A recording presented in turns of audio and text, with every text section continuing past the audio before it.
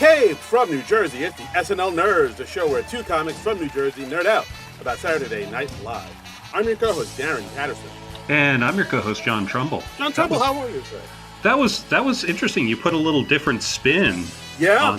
On that. You were like, "Hey, from New Jersey." It's WNBC. WNBC. See, Mr. Amish does characters.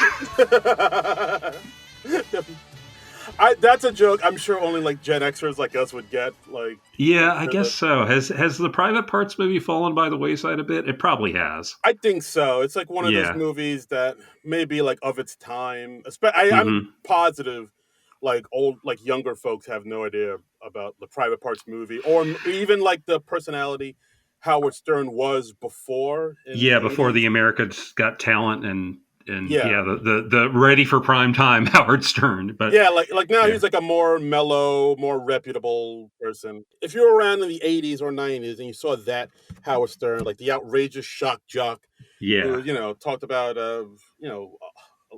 unseemly things and just had naked ladies on his podcast and everything, he'd be very blue, and like he would just really shock a lot of people, like, oh my god.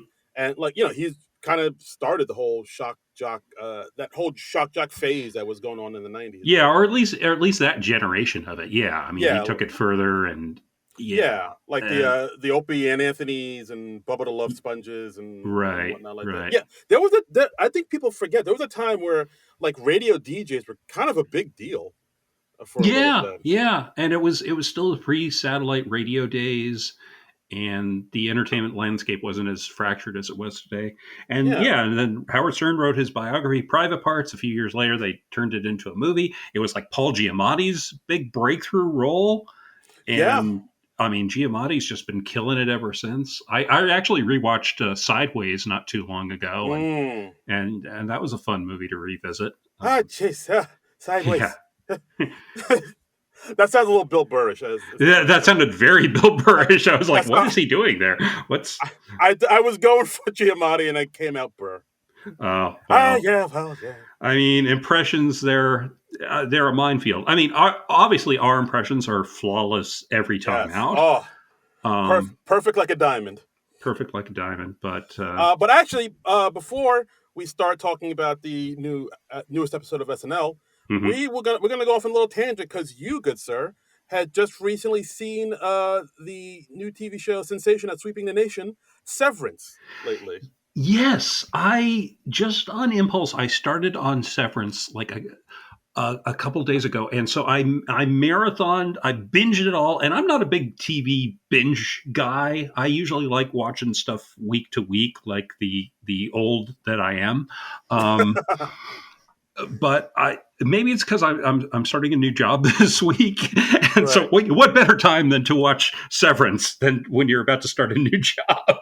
But yeah, it really blew me away, and I was really digging it. I was like, I mean, I like Adam Scott and John Turturro and Nick and Christopher Walken. I knew, of course, but most of the other people were new to me, and it was one of those. It's one of the buzzy shows right now, so I was like, okay, I'm going to give this a try and see what this is about, because I'm not watching too many of the trendy shows right now, and I really liked it. It was really cool. Yeah, so, like I started watching it a couple years back, like when the first season dropped. It just because I don't know. I mean, I know Ben Stiller, and I know he was attached to it, and I like his stuff. Yeah, there's our SNL connection, Ben Stiller. Oh, there you go. See, it's relevant. We did it.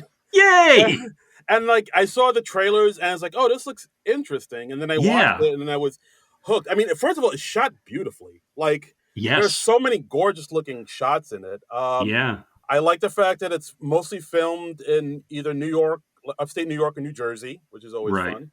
By the way, we're going to keep this like spoiler free. So if you're not up to date on Severance or anything, this is going to be just a general discussion. We're not going to like do a big spoiler or anything. So, but yeah, like I mean, the concept is a good concept. It's very interesting. It brings up a lot of questions, and it's a show that has a lot of mystery to it. It's very like sort of unsettling at times, but like not like over the top grossy gore.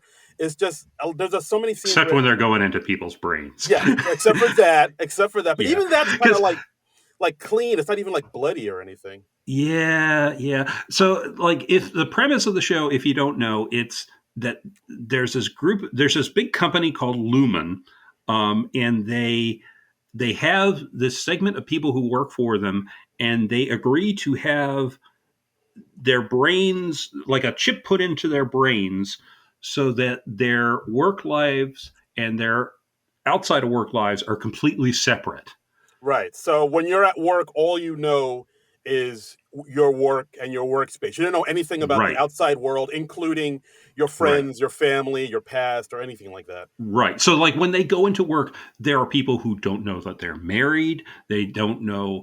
I don't think they even know their last names when they're in work, because everyone's just like, Mark S, Helly R, and and it's a real neat metaphor for how people separate their work lives and their live lives. Yeah, and and yeah, and it's yeah, fascinating. Yep.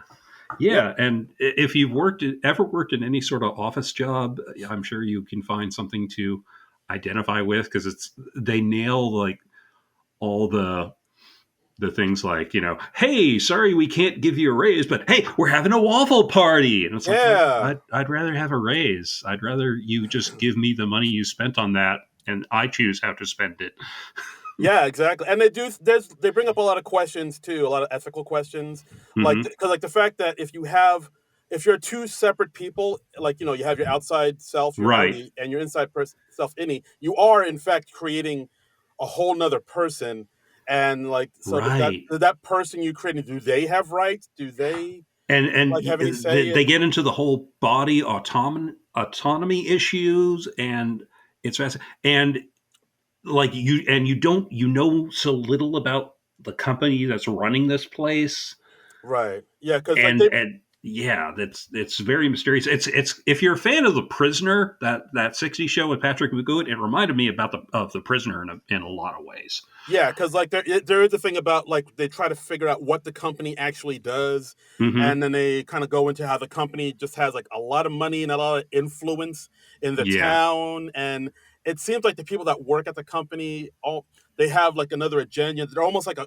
cult type And of there are all thing. these different divisions, and the divisions don't really know about each other, and they have rumors about each other, and I mean, it's like a lot of the office subcultures you get, but just taken to the nth degree in like the science fiction world. And Yeah. I really enjoyed it. I blew through the entire first season, and then most of the second. I think we're like in 8 episodes out of 10 into the second right now. Oh, nice. Okay. Yeah, so I blew through all that in the space of about 3 days, like over the weekend. So Yeah. it really digging it. Yeah, and Yeah. it's nice to have a new show that you get into. Yeah, no, it's a fantastic show. It's shot beautifully, really well shot. Brings up Hmm. some good ethical questions and moral dilemmas. Yeah, It's and like the company that they work for, Luma. Yeah, they have you're just trying to yeah, figure out what they're about. It does have like almost like they're like a Scientology type of feel. It feels like they're maybe the company of yeah. It's kind of cult Scientology. like, sure. Yeah, and Yeah, it's really fascinating to sort of maybe decode the mystery and figure out what's going on and all that. yeah. It's if you're a fan of like shows like Lost or whatever, where you get a little bit of like the mystery and you're trying to figure Hmm. out what's happening. I highly recommend Severance. It's one of the best shows out there now for sure. Yeah.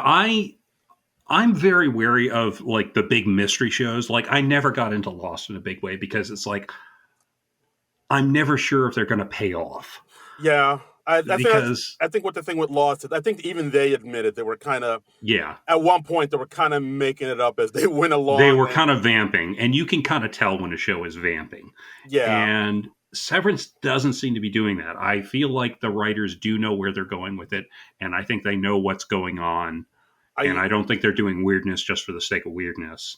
Yeah, I think Um, they've talked to the showrunner and Ben Stiller, mhm. and I think they've assured everybody like, no, we have a plan. We know where we're Right. going. It's not gonna just kind of meander. Like Yeah. we got a map. We know where we're going. Yeah. Yeah. And that's the feeling I get so far. So I'm really enjoying it. And also in the streaming era, when you're just doing like 8, 9, 10 episodes a season, you can make a tighter show. Yeah. Um, so yeah, and the cast is killing it. I love Adam Scott. I've loved him for a long time. Patricia Arquette is amazing in it. Um, John Turturro and Christopher Walken have this great chemistry together, which I never would have guessed. Yeah, apparently, I think they're old friends. I've heard somewhere. Oh yeah, okay, okay. They've known each other for a while, which makes sense. And yeah, no, there's like a lot of other actors that I wasn't familiar with that are really good. Britt Lauer, who plays She was new to me, but apparently she's been around for a long time. So yeah, she's awesome. Tremel Tillman, who plays Mr. Milchick. I think he's really great too. Yeah, there's a lot of good actors in here. It's pretty fantastic. Yeah, yeah. So And what's the name of the guy who plays Daryl? He's terrific. Daryl. Is there a Daryl? Yeah, one of the four. Oh, no, it's not Daryl. Dylan. Dylan. I'm sorry. Yeah, Dylan George. That's Zach Cherry. He's been in a bunch of stuff. Like he was in like Spider-Man. He's in the MCU a little bit. Like really? He was in Shang-Chi. He was like a guy on the bus. Okay. Oh, okay. I'll have to look at Shang-Chi again. And but yeah, like he's he's like a comedian for the most part. He's mostly known for like comedic roles, but like he's been around for a bit. He's in the show Fallout now. What else he's in? You Hurt My Feelings, that movie. Yeah, he's been around. Okay, all right. Well, I mean, he was new to me, and he's awesome. Yeah, it's good stuff. I'm really digging it. And it's always fun when you can get into a new show and you're just like, oh yay! And I was very happy because like I finally caught up on the latest episode yesterday, and so I'm like, yes, I don't have to fear any spoilers. I'm all caught up with the rest of everybody. Yeah, that's the thing. I don't know why so many people do that now. They're like, as soon as the minute a new episode of a show drops, people just feel the need to rush online and just spoil the whole thing. Like, oh my god, did you see Bubby the Baba? And it's like, why are you doing that? Like, there's no need for that. So Severance, watch it.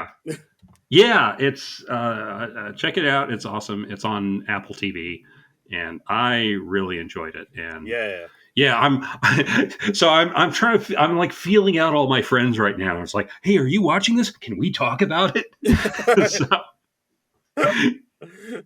Yeah, you got like, because when I'm into a thing, I like talking about it, And, I mean, there's so many shows out there. Yeah, you gotta have to do the little speakeasy talk. We're like, hey, are you a friend of Severance? Yeah. That type of thing. And you had to like kind of feel somebody out to like figure out, okay, wait, are we at the same spot now, or are you back in season 1, or are you here in season 2 with me? So yeah, where are you? Yeah, I'm all caught up. I watched the whole thing. It's fantastic. Yeah. So me too. Guys, Severance, watch it. It's got the SNL nerd stamp of approval.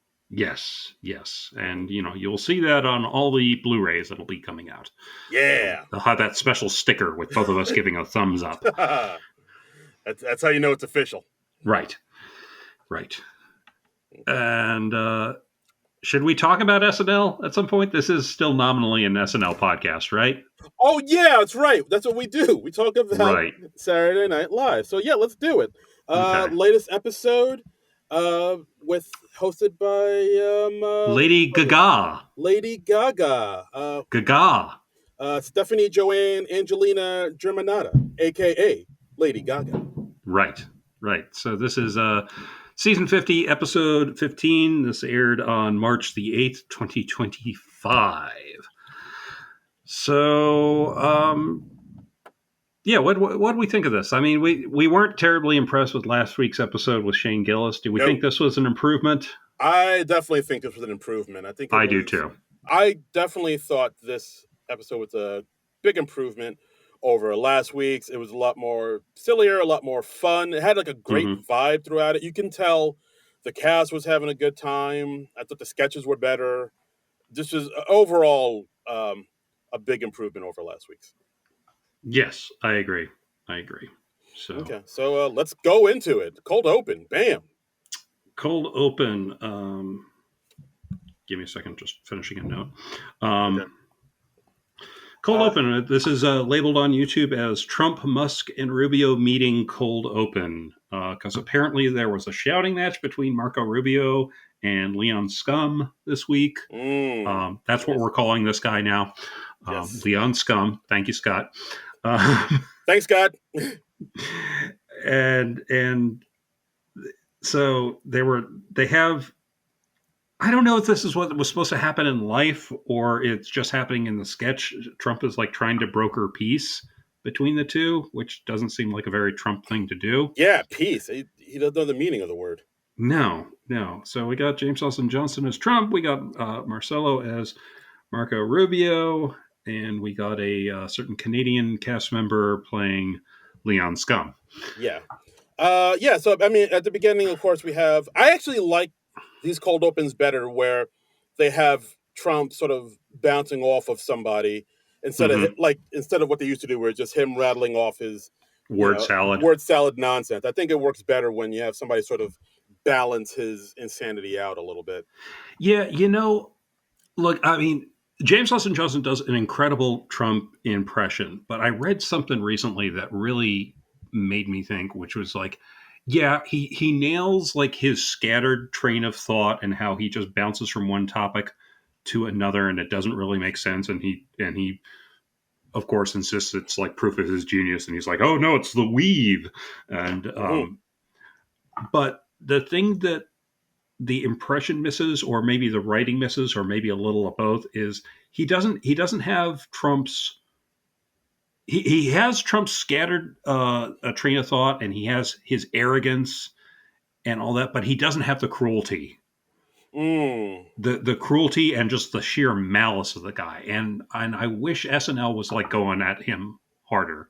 That makes sense. I guess it is a little thing. I guess it is a little disturbing that they kind of want to play him off as this dopey goof, and maybe not so much like the real villain that he truly is. Yeah, I'm just really done with presenting him as just like this idiot, like this George W. Bush type idiot. Yeah, doddering old coot. Yeah. I'm really done with that. So I can't really get behind sketches like this. Yeah, fair enough. But yeah, so we have Trump talking to Marco Rubio. Of course, he talks about how he made English his official language. So now instead of Marco Rubio, he's Mark Ruby. Yeah, that was cute, and I like the line where he says like, "You're the goat." Well, actually, you're the scapegoat, but that's a type of goat. Yeah, it's a there are clever lines in there. I have trouble with this, just because I wish they were attacking the absurdity of this administration in a more absurd way rather than just like, here's what happened in the news this week in a mildly exaggerated version. Yeah, like I see what you're saying. It's it's like a thing where it's hard to parody something that is a parody, and I don't think they've quite been able to find that, hit that chord just yet. Yeah, but there is some funny stuff in here, but yeah, it's not exactly to the level that I wish they would get it to. Like the part where we see Marco Rubio talking to Trump saying, "Hey, I think I'm getting closer to making a deal to get the Panama Canal for the U.S." And then Trump is like, "Actually, I don't want that anymore. I want Thailand." And then the camera zooms in to Marco looking off into the camera while the Curb Your Enthusiasm theme plays. Like, that was cute. And then we switched to like Trump, his inner monologue, and he's like, "Oh, gee, I'm thinking something and I'm not immediately verbalizing it. This could save me a lot of time." And did they? Yeah, I think they did some of Leon Scum's inner monologue too, if I remember correctly. I didn't rewatch this one. So. Okay, yeah, they did. Like Leon Scum, played by Mike Myers, comes in. I'm actually warming up to his impression a little bit more these days. This was better. I feel like the impression improved, and I like that the sketch is hammering home that Scum is not an elected official. Yes, please. I like the fact that like he with his impression now, he just kind of makes this weird joke that he's trying to be funny, but it's not funny. He laughs at his own unfunny joke, and then he flails his arms about. That does sound a lot like... and then he occasionally is like glitching because it's like, he's a weird robot man. Yes. So like the fact that I think his I do think Mike Myers is improving his impression of Scum for Yeah. sure, for sure. I mean, I did see definite improvement in that from last week, but I still feel that SNL's cold opens are pretty hopeless right now. So Yeah, I want to see them. I want to see them differentiate them more, and I want to see them just go further and go harder. they Because we're in yeah. such scary times right now. I want to see more savage parodies of this because it's unprecedented what we're going through. It really is. I mean, it seems like they're slightly dipping their toes in that. Like we talk about how, Yeah, like when Scum is talking about how his Tesla stock is crashing yeah, and his net worth is dropped by $100 billion. Of course, yeah. He does the Doctor Evil finger yeah, thing. Yeah, yeah, and then he talks to Trump about how he gave him $300 trillion and how he's really the boss. Like right. that's it's like you're kind of like you're You're flirting with getting there. Yeah, yeah. yeah. It's just ugh. But just go all in. Come on now. Yeah. Like SNL. Don't It traditionally is much more timid in its political parodies than it likes yeah. to say that it is. Yeah, don't And yeah. we're not in a time of for being timid, you know. Yeah, don't do just a tip. Just slam it right in. Well, okay. That's how I yeah, Just to slam it in, no lube or nothing. right. Raw and hard. Okay. All right. That's Well, I mean, I don't think we can top that, so let's move on to the Lady Gaga monologue. monologue, everybody. Lady Gaga, she comes out. She's in a white evening dress, the fur wrap. She talks about her new album Mayhem. She talks about how when she last hosted at age 27, she's now 38, which is scientifically the best age for a female pop star to be, which is Yep. cute. Yeah, Chappelle Roan is 58, Charlie XCX is 75, and Tate McRae is her grandmother. Oh, well, that's nice. And she also kind of pokes fun at herself a little bit about, Joker 2, and how that Yeah, got nominated for a Razzie, and how right. it won some Razzies, but joke's on them because I love winning things. Right. And she's one step closer to an egort, which is like an egot, but hurtful. Yes. And of course, you mentioned, hey, don't Google the last time I was hosting here. And so don't Google SNL 2013 Lady Gaga R. Kelly. Mm-hmm. Because if you remember last time she hosted and musical guested, she was promoting her new album, Art Pop. And she does have a song on that album with R. Kelly. And then, so they did that And song, R. yeah. Kelly. And You can't find that song on streaming anymore. really? Huh. Okay. Yeah. Is there something controversial about R. Kelly I'm that gonna we've found out in the last, say, 15 years? I'm gonna let you find out about that. You go on your own journey. Okay. I don't want to spoil the surprise. All right. All right. Yeah. Well, hey, I look forward to seeing what R. Kelly has been up to. Oh boy. And Lady Gaga, like, did you notice, like, she really likes doing that, what is that? She's just like bobbing her shoulders a lot. She's like just sort of like like a little shimmy. yeah, she's doing like a little shimmy a lot. I don't know. Maybe it's just like That's her like I don't know if that's like one of her go-to gestures, but she was like doing that a lot in a Yeah. very short period of time. I guess just because she's not really used to doing like a comedic monologue. Maybe So, Carol Burnett tugs your ear. Lady Gaga Yeah. shimmies. yeah, Little shoulder shimmy.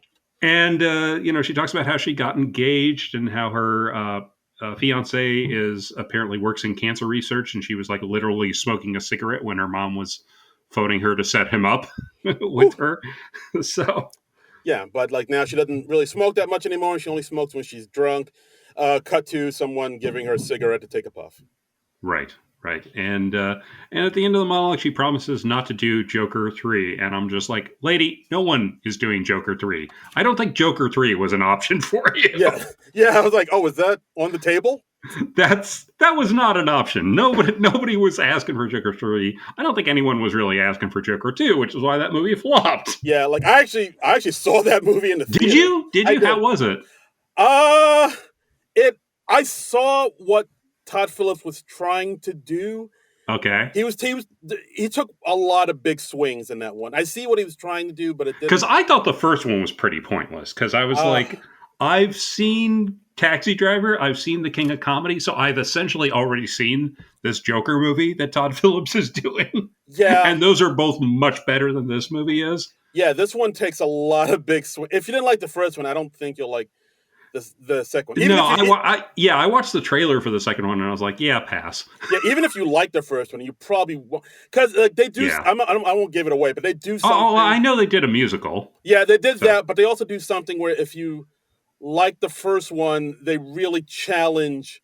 They did something where it really challenges like your like for it in the second right, one. right, because they were playing him as an incel and all that. Yeah, Yeah, I heard a little about that. yeah, I honestly don't care about spoilers, but I appreciate your discretion. yeah, yeah. But But it's yeah, so I saw what he was trying to do. yeah, It was ballsy as hell, but I don't think they quite got there. But I can you can definitely understand why people had a problem with it. yeah. It's like Well, also, like we already have a great Harley Quinn and Margot Robbie. Just yeah, like make another movie with her as Harley Quinn. yeah. I mean, That's all I want. I think you can definitely tell, like when. All right, now we're getting into Joker 2 territory. Like you Yeah. can tell from that movie that like Todd Phillips really doesn't know much about Batman. Doesn't really care to know much. He just Oh yeah. No, I could tell that from the yeah, first movie. yeah. It really is, but it's even more evident in this one because it really Yeah. is like I want to do this movie, and I know people won't go see it unless I attach it to Exactly. some existing Exactly. IP. So I'll just slap this Joker logo on it, so these dummies, these plebeians can watch my movie. Right. Yeah. Yeah. That's the vibe I got from the first movie. Yeah, and So that's the vibe you'll get from the second. okay. Anyway. First sketch. A long goodbye. A long goodbye. We got Gaga and Marcelo. They're a couple. She's going away to culinary school in Paris. I Yeah, could segue into a whole Sabrina discussion right now. I'm not going to because I respect our listeners. I, I respect your restraint. Um, even though I much would rather talk about the movie Sabrina. It's one of Billy Wilder's best people. Ooh, wait. Yeah. Audrey Hepburn. She's a delight. Okay. Yeah. So Bogart, William Holden. okay. See now. They're wonderful. But Okay. See now you're talking about Sabrina. I am. I really just want to talk about Sabrina, but We've already talked about two others. We've talked about Joker 2 and Severance, two things that have nothing to do with this episode. We yeah, I know. Okay, fine. gotta put this train back on the tracks, man. All right, fine. There's a cute little doggy. There's a black pug Yeah, in yeah, there. I enjoyed that. yeah. So it's Marcelo as her boyfriend saying goodbye to her as she goes away. He got her one of those rideable luggages, Which and I guess is a thing. Okay, it is yeah, it's a thing. I haven't really seen them, but I know they're a yeah. thing. And Okay, yeah, as she goes away, he says, "Oh, I hope you have a delicious life." And right. of course, he regrets saying that. But then she scoots away on her rideable luggage, and he chases after her because like, "Oh, why'd I say that? She was the best. Yeah, Why'd I let her get away? I gotta go chase her." you were doing very rom com kind of ending, and she's like riding her drivable luggage on the highway. Yeah, she's on the FDR drive. Hmm. Cars honking at her, she's telling them to go around, and then she pulls up, and some motorcycle gang also on rideable luggage pull up next to her. I love their name, the Sons of Samsonite. That's very funny. It's very And funny. it's James Austin Johnson, it's Andrew Dismukes, and it's Jane Wickline.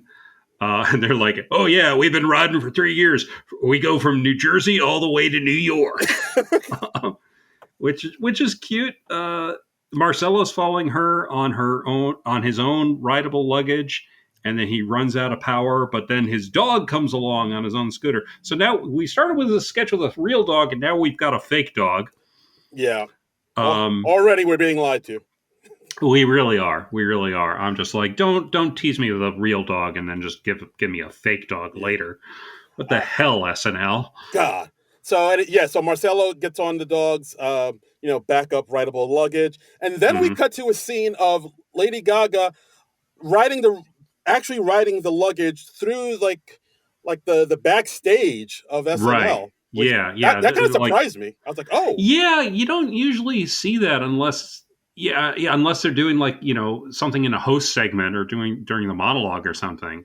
Yeah, so like she's going through the backstage and like coming out the Right. audience, and Marcelo is Hmm. following her. I was like, oh wow, we're kind of breaking the fourth wall here. This is interesting. Yeah, yeah. And then he finally catches up to her at the airport, and she's like, "Oh, it's fine. My plane took off 3 hours ago." I look. I like that they got this weird this early in the show. I felt like it was a bold choice. I didn't think it was a terribly funny sketch. um, Uh, yeah, I thought it was.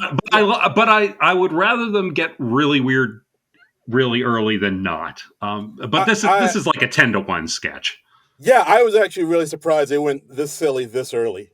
Yeah, I mean, I think I like this a little bit more than you, just because it's fun and goofy. I had fun with it. yeah. I think the visuals of them just literally riding around a rideable luggage like they're like a bicycle or a motorbike. It's a cute visual. Yeah, cute visual, fun enough. I will say as SNL sketches with a cast member on a scooter vehicle type of some kind, this was not as good as the sketch with Bill Hader as the old guy taking the boner medication and Oh, Cecily Strong riding around on his lap, and he's like running into 80 Bryant. I mean, that's chef's kiss. that is, yeah, that's a. I mean, that's a work of art right there. Yeah, yeah, it really is. I think that was on one of Hader's hosting gigs, if I remember correctly. But Yeah, it was. Like I think at one point he was backing up and he was like he mhm. was clearly ramming Melissa Villaseñor into the table. Right, Like, right. Melissa just had to like kind of sit there and be like, "Oh, I'm here." Ow. Yeah, yeah, yeah. Because he couldn't. I mean, that was wonderful. It was cute. It Yeah, it was it was weird, and I admire the effort more than I admire the actual execution. I guess. yeah. This was a cute sketch. Cute, Yeah. cute, silly, fun sketch. Uh, So next we got a pre-tape. We got another SNL Midnight Matinee, which mm, is basically their big fancy terminology for a Dan Bulis short. that's right. Because Yeah. I guess people love Tiny Horse that much. It's this new sensation of sweeping the nation, John. I guess. I don't know. I don't. Did we? I don't know. I don't think we needed a second Tiny Horse, and I didn't think Tiny Horse was that wonderful. But this was cute. We got We got we got this Pip. little. We got Pip, this little CGI mouse like Stuart Little, or it's like a Yeah, mixture of a CGI mouse and a puppeteering. I didn't do that deep of a dive into how we created Pip, but that sounds about right. So yeah, we open into a high school. We see them somebody putting up a flyer for a need to replace the school roof. Like I think some yeah. they, This is they, foreshadowing, folks. wink. They're doing the Atlas High weightlifting competition. They're like, oh, well, we're raising money for this. And hey, I just want to emphasize you all have a shot, except for Pip. Pip can't win. And they Right. cut to the little CGI Stuart Little mouse. Right, yeah, Um, because that's done by Marcelo, who's like right. the jock, popular kid bully, who's like, oh, Which let's be real, that's kind of a stretch. yeah, I didn't want to say it. Marcelo is a jock. I'm just like, really? Okay. I Marcelo has lifted 500 pounds. Okay. yeah, Okay. hey man, That's somehow more unbelievable than the weightlifting mouse. look, Marcelo's great. Yeah, like But we need some cast members who can play convincing jocks. I mean, I guess yeah, we've had a dearth of that since Beck Bennett left the show. yeah.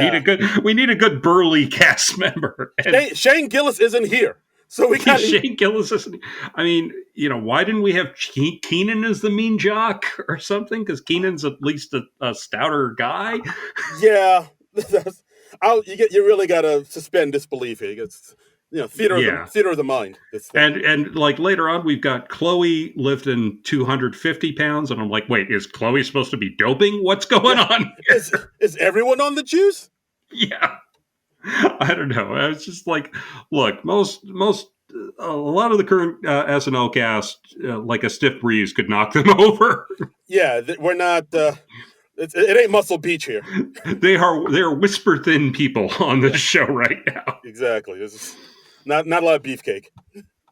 But yeah, so I watched this, and like when Lady Gaga started singing a song, I'm like, oh, okay, we're just doing Tiny Horse again. Okay, all Yeah, right, but it's with Pip because like Lady Gaga is the one person in the class that believes in Pip and like right. sings a song about Pip. lifting little blocks of cheese, doing getting fit.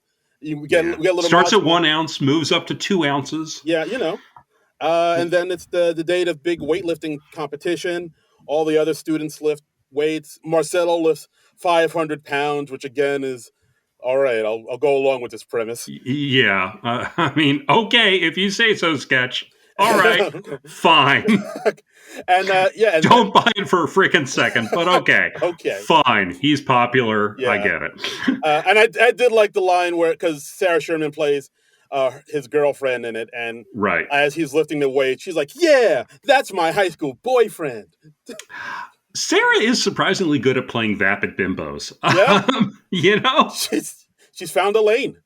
Yeah, I mean, she's great at the body horror stuff, but she's also good at like playing like a vapid girly girl, I guess, because she had run-ins with him in her own high school days or something. I don't know. She is from Long Island, so yeah.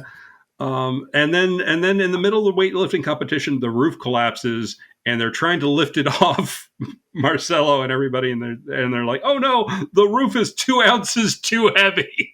Right. So then that's when Pip comes in, and he's for redemption. He helps everybody lift the roof off the kids. Everybody escapes. And they're raising the roof. Woo, woo. Get it? And and while this happens, Marcelo looks at Pip and is like, "Hey, Pip, I just want to know, I'm sorry for laughing at you and making fun of you all these times. Just my dad's hard on me, man, and I guess I just took that out on you." And we see as Pip is lifting this thing off of Marcelo, like his legs are starting to shake a little bit, but then Marcelo keeps saying like I promise I'm not going to be a hard ass on you anymore. And as he says that, Pip drops the roof, lands right on Marcelo, and squishes him, and blood flies everywhere. Right. The end. And we're a little ambiguous as to whether Pip meant to drop the roof on him or not. Yeah, because he just kind of like walks away. Yeah, because that's when Lady Gaga says, "Hey, that was an accident, right, Pip? I mean, it was this roof was too heavy, right, Pip?" And he just walks away slowly, puts on sunglasses, David Caruso style. Right. Finn. Yeah. I got a kick out of this one. I thought this was fun. A little longer than I would have liked, but it was cute. It was a little too reminiscent of Tiny Horse for me personally, but I don't know. It's like are all the Dan Bula shirts going to be just some CGI puppet creature thing? That seems because that's getting a little samey, I think. Well, yeah, I mean, there was Beppo on the Mulaney episode. Right. And then there was My Best Friend's House on the Ariana Grande. Right. Yeah, you see what I'm saying. Oh, yeah, My Best Friend's House. I liked that one. That was very funny. There were dead people in the walls. That's hilarious. Mm-hmm. Yeah. She has the darkness in her. Right. But yeah, wow, I never thought of that. Yeah, he does seem to like working with puppets. Yeah. All right, all right, but yeah, either way, not a bad pre-tape. I kind of I like the dark ending of it, and I like that we're hinting that Pip is potentially homicidal. Homicidal mice. They're out here taking jobs away from hardworking American mice. I don't know. Yeah, I cannot co-sign the Chloe Feynman lifting 250 pounds and Marcelo lifting 500 pounds. I'm just please come on. Yeah, like when Devin Walker lifted, it was like, all right, he's tall. Yeah, so that's plausible. But Chloe and Marcelo, I was like, come on, man.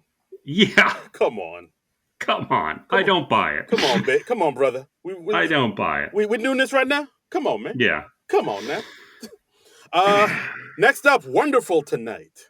Wonderful Tonight. We got Bowen and Lady Gaga out on a date. We got the long-lost Michael Longfellow showing up briefly as the waiter. They reject a wine, and they start singing the Eric Clapton song "Wonderful Tonight." Yeah, and like in between, they kind of say a lot of non sequitur, odd things. Like he's talking like Bowen talks about how he's a man of fine taste and wine, niche anime and women. And then Gaga says, "Well, if you're hoping to get me into bed tonight, you'll be very disappointed."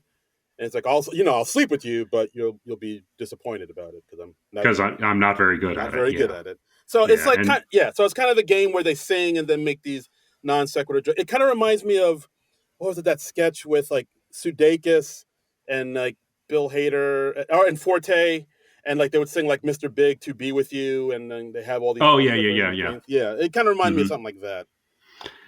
Yeah. I mean, there were funny lines. I particularly liked, her saying, "My heart belongs to somebody else." It was an organ donor. Thank God for motorcycles. Wonderful dark joke.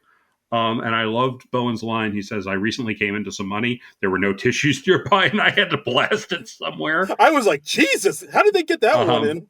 I was kind of surprised they got that one in. I was like, wow. Yeah, that early in the show. Jism jokes. All right. It was very random, and it was what I wrote down as more weird than funny, but I appreciate the effort. Yeah, I'll get that. Of course, they throw in their little line about how Italians aren't white. I was like, wow. It seems like whenever they want to make fun of, like, they want to make like a racist or jokes about race, like Italian seems to be. Italians are their go-to. That's the safe one to do. Yeah, I guess so. Yeah, we can't. But I don't know. Yeah. I was like, no, can't do that race. No, can't do that race. No, can't do that ethnicity. Italians, I guess they are the safe one. Hey, mamma mia. That's somebody for you, huh? Hey, you make your mama cry. Yeah. So I'm not a big one for like random for the sake of random. So I was just so on this sketch. Like, some individual lines make me laugh, but I'm a character guy. I like a character. I like a story. I don't like just kind of random. So yeah, I'll give you that. This one, there's not much to the sketch. It's all in the in the wordplay that they throw in here, and of course, like how the charm of Gaga and Bowen, they do play off each other very well. I'll give them that. Yeah. But it mostly, that's what's holding this whole sketch together. Yeah. So if you're more into weird, if you're into weird for the sake of being weird, I think this is a sketch for you. Mm-hmm, for sure. So. Speaking of weird, Funeral Home. We got Heidi and Lady Gaga as funeral directors. We got Andrew Dismukes and Ego as a couple. Ego's dad has just passed away, and Heidi and Gaga say, like, "So what kind of vibe did you picture?" What kind of vibe? I don't know why that made me laugh so much. So already we're getting kind of weird. Right. And and so they're trying to pitch hard the theme of the Roaring 20s for the funeral. Yeah. And and they're really pitching it hard. Like, we'll have some nice burlesque show. We'll have a burlesque performance by Big Mama and the Flapper Girls. Ooh. Yeah. They're available? And then maybe we can pass out character cards and make it a murder mystery party. And Ego's like, well, I'd rather not do that because my dad was murdered and it's still unsolved. Yeah. Loved that. And they're like, okay. So, maybe just a celebration of the deceased, like a slideshow of pictures, and then like Heidi and Gaga shoot that down. They're like, did they have HDMI cables in the 1920s? I don't think so. So there you go, right there. It's ridiculous. Yeah, and I like that Dismukes' character starts to get into the idea slightly. He's like, wait, could I dress up as Gatsby? I'm listening. All right. Then we have Keenan coming in as a bartender, dressed in 20s style. They already created a cocktail for the father, named after their father, and then he talks to Ego saying, "Hey, I heard about your dad's murder on a podcast, and all I gotta say is just be careful who you trust." And he slowly points to Dismukes. Right. He's like, "I didn't kill her father. Stop it." Yeah, I like that. There's this whole other backstory of her father came to a bad end. There's a whole podcast about it already, and Keenan's character already suspects Dismukes. That's and then we have Gaga and Heidi come out dressed as Flapper Girls, right? Just doing the synchronized dance for the father, trying to win Ego over, and then Dismukes proposes to Ego just out of nowhere. Yeah, and she's like, "This is the worst possible time. No, I don't want to do this, and no, I don't want to be with you anymore." And she like storms out, and then Dismukes just goes, "Well, looks like I'm single now." I'm single, lady. So, And he like puts on a little jaunty hat. I like this. This was a good weird for me because it had enough of a story to it, and it was odd, but it wasn't odd just for the sake of being odd. Yeah, it was like I mean, I got the premise of it stood pretty strong, and this one was just really him proposing out of nowhere. Just really, that was like whiplash. I was like, whoa, what are we doing now? I enjoyed that just because it was so out of nowhere. That was fun, but because it gave him a good ending for it too. So. Yeah, that's true. Yeah, very true. I haven't found any writing credits for this week's show yet, but I would be very surprised if Dismukes didn't have a hand in writing this one. This has Dismukes' fingerprints all over it. Got his stink all over it. Yeah. Yeah, I can just smell the Dismukes all up in my nostrils. I smell mukes. Yeah. Stinky mukes. It's a good smell. That's what I'm saying. It doesn't sound like we're saying it's a good smell. We enjoy the smell of Dismukes. Stings the nostrils. Yeah. You did an Anchorman reference. We are laughing. Sex Panther. By Odeon. 60% of the time works every time. Brian, I'm going to be honest with you. That smells like pure gasoline. Mascara commercial. Next up, mascara commercial. Another pre-tape. This is an ad for L'Oreal Easy Run Mascara.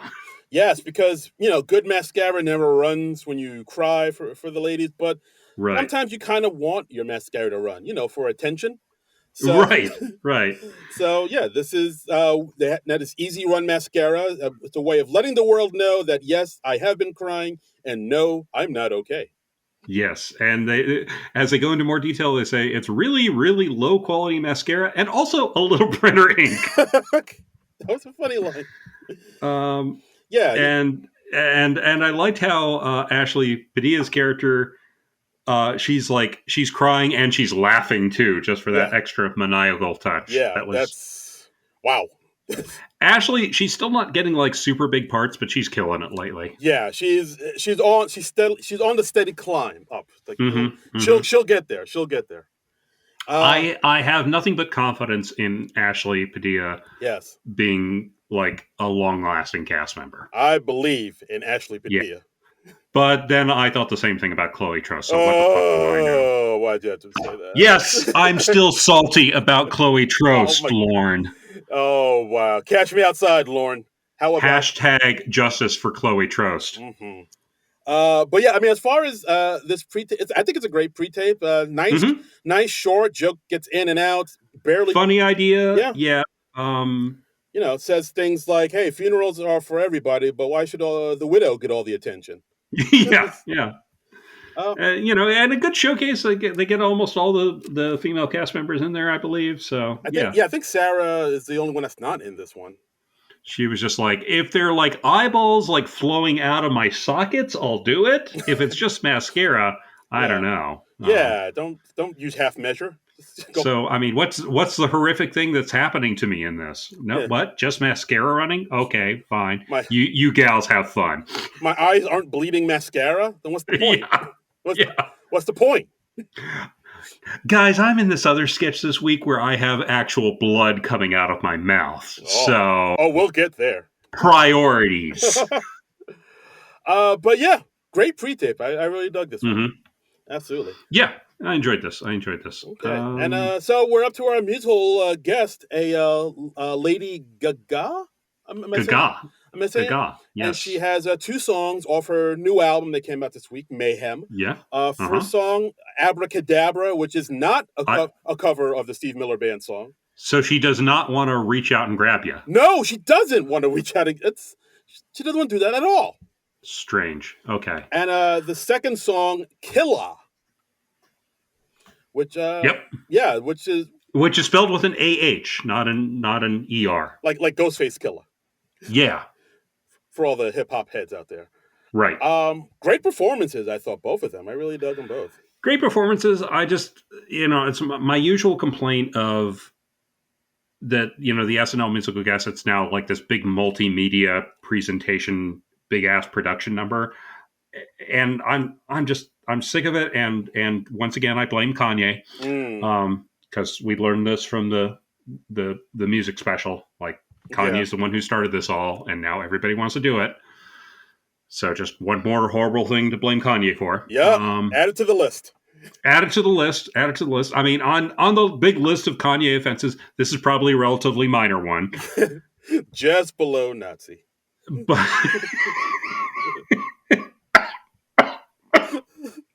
are you okay? Yeah, I just wasn't expecting that. No one expects this. But I mean, yeah, my basic the musical guests on SNL, more often than not, they're so glitzy and they're so polished, and it looks like a Super Bowl halftime show now. Yeah, but I mean, I will say, in Gaga has always been kind of like that. Like, yeah, she is a very flamboyant performer. Yeah, obviously. Yeah, I mean, if there's anybody that would make a big spectacle, I would say it's okay for Gaga. Like, there are other artists that are like not at her level, where I'm like, all right, you could have just used the regular stage. It is very much her brand. Yeah, I will give you that. And I enjoyed both the songs. I just don't like seeing SNL be this slick, Understood. I mean, I did think it was interesting how with the second performance, Killa, like how she started off again, another backstage in the hallways of Studio A. Love that. I loved her going through backstage, and I was like, oh, this is cool. This is interesting. This is a real contrast to the first number. And then she gets to the stage, and then I was just like, oh, I kind of wish you just did the whole number going through the backstage. Yeah, I mean, I guess you gotta kind of make your way to the just so the audience can see you. You don't want the audience to be like, hey, where is she? Where is she now? True. She by the bathrooms? What's going on? Like, my basic feeling is I want the type of musical performances you could only do at SNL. And this, and both of these, I got a little that with her going through the backstage. I was like, okay, this is cool. This is unexpected. This is not something that people usually do.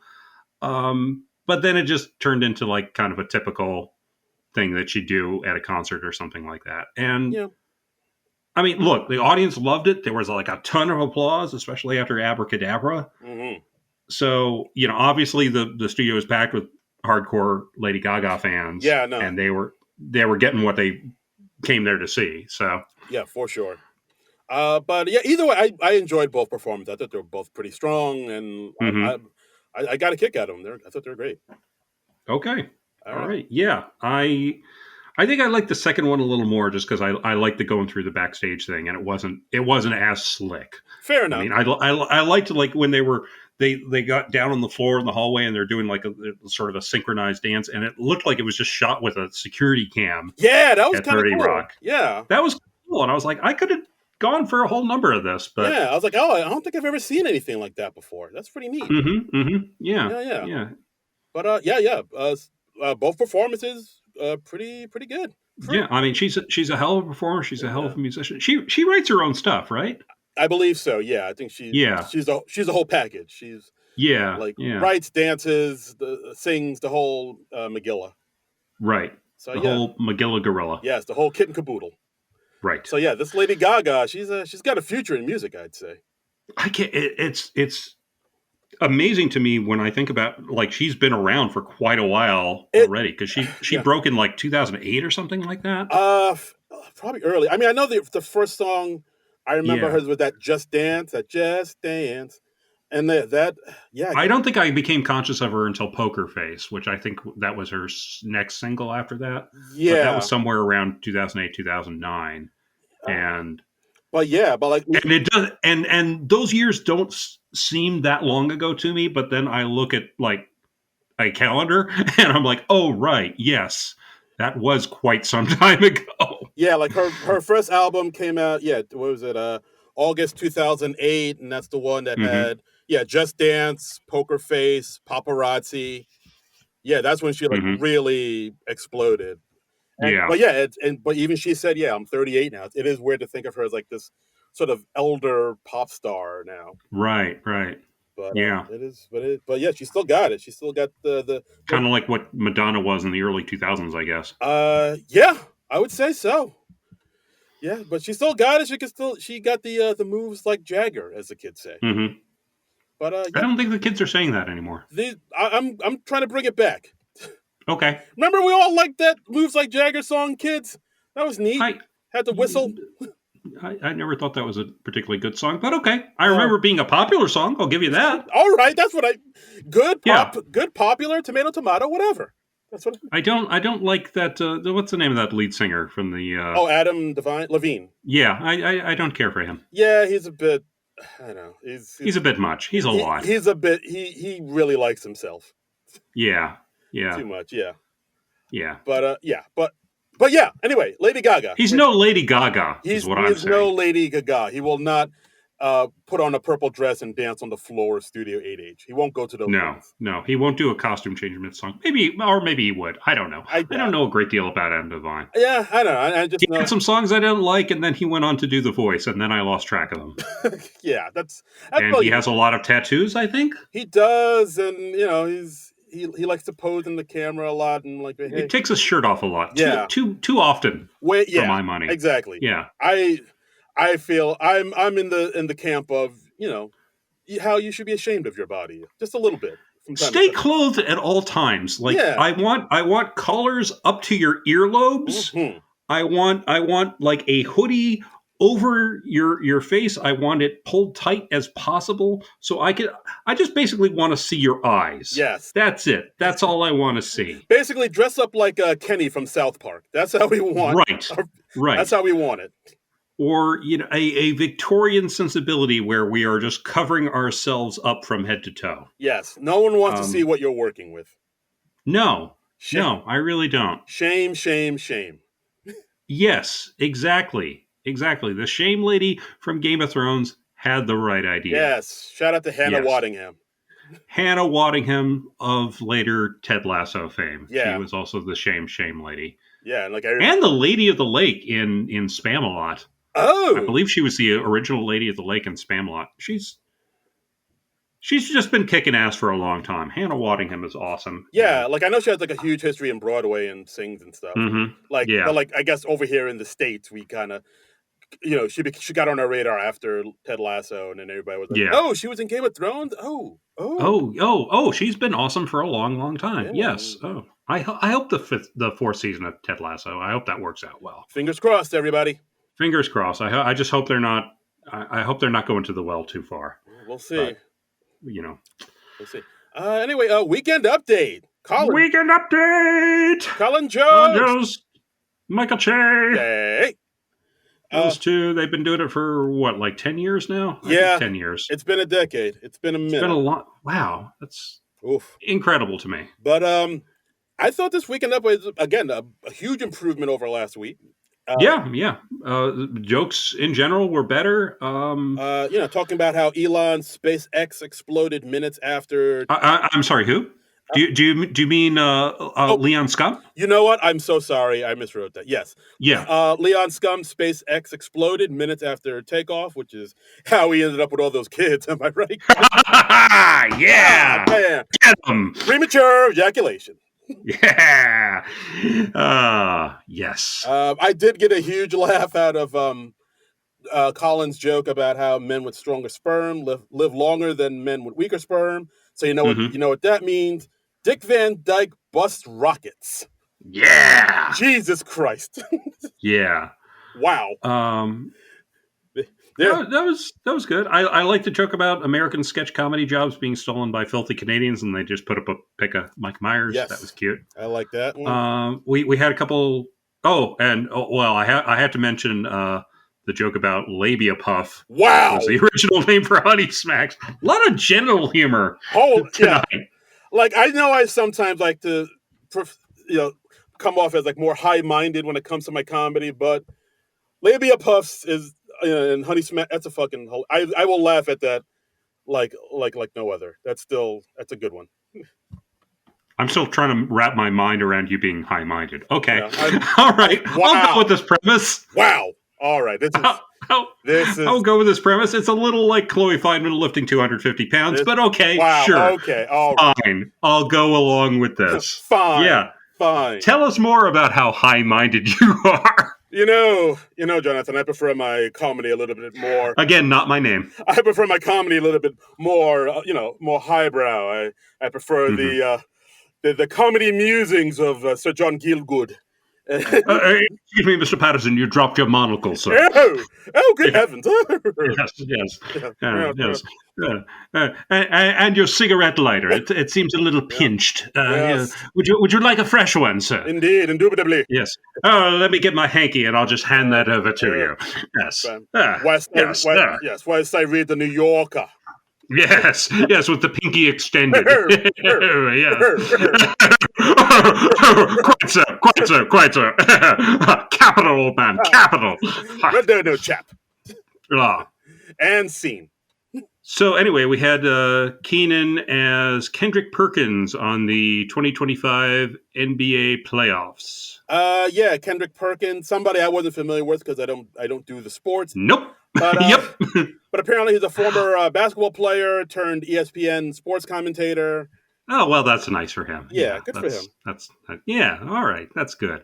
It's nice when somebody leaves professional sports and falls into a commentating job. It happens so rarely. Yeah, exactly. So I guess that's what the sports athlete's retirement plan is. They just go off to be a commentator. Yeah, it's that, or you become an actor of some kind.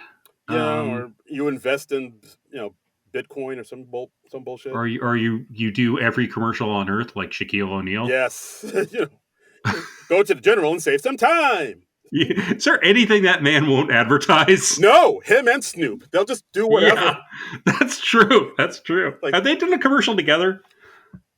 It wouldn't surprise me if they did. I feel like just the sheer odds they should have done a commercial together. Yeah, like for Icy Hot or some. Yeah, exactly.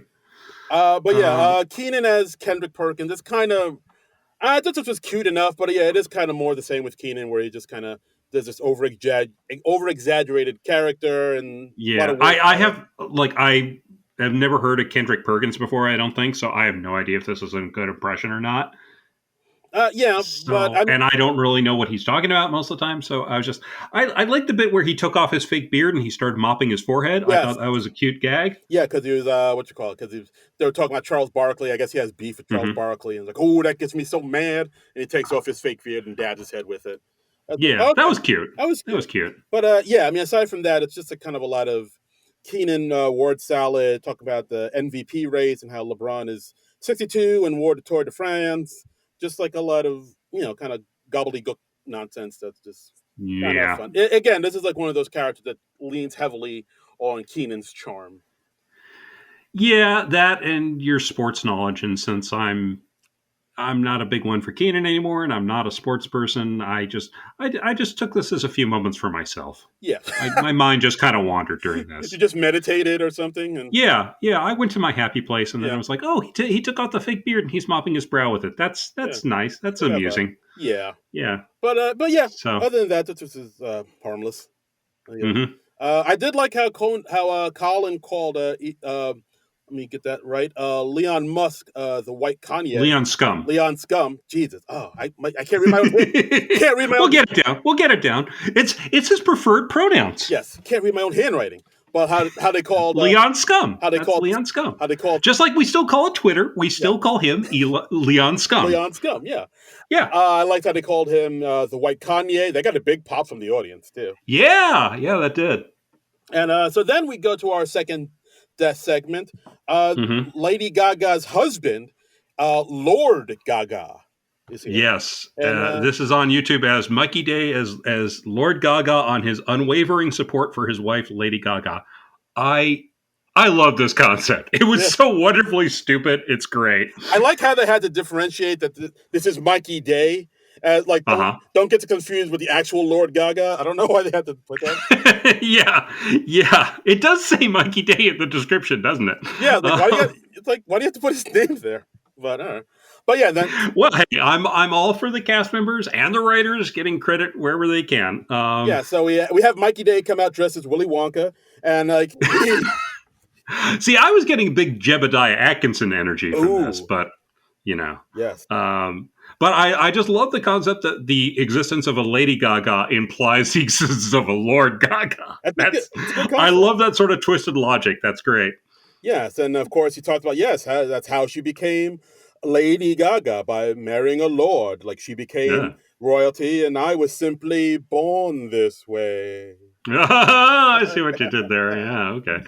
And he's busy running the whole Gaga textile empire, and he doesn't want to overshadow his wife. And then Joseph's kind of talking about some of her music credits and how huge she is, and he's like, "Well, I'm glad she has a hobby." Yeah. I loved how wonderfully condescending he was, and the audience is so packed with Lady Gaga fans. They're like applauding when they mention that she has 14 Grammys and an Oscar. Yeah, they're like, yeah, you could. That's when you can definitely tell the audience is filled with Gaga heads Yeah, yeah. or little monsters as they're called. What did she win an Oscar for? Was it for the song she did in A Star Is Born? Ooh, that's a good question. I didn't double check what she won her Oscar for. That But sounds about right. I'll look it up. yeah, But, I know she performed the song with Bradley Cooper at the Oscars, and they were like staring at each other so intensely. People were like, "Oh my god, they're actually a thing. They've got to be hooking up," and it's like, or acting. yeah, yeah. These two actors can't possibly be acting in front of me right now. Yeah, I mean, yeah, no, two actors who aren't actually in a relationship have chemistry together on screen and on stage. This is unprecedented. Let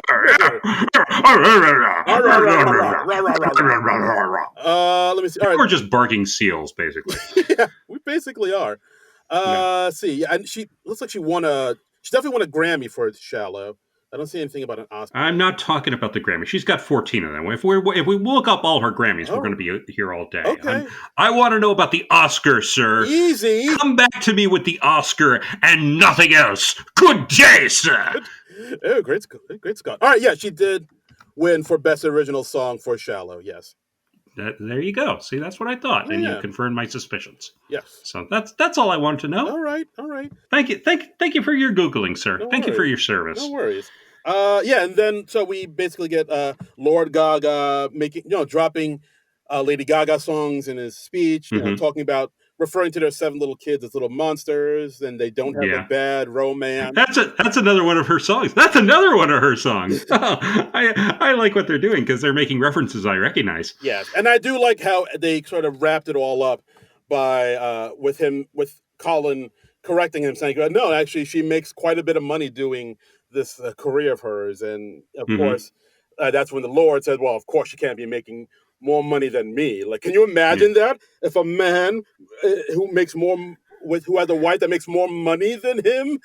Yes, yeah. Knowing that my wife's income dwarfs my own, and I love how it seems like a good 30-40% of the time, like a Weekend Update desk segment just devolves into the guest mocking Colin.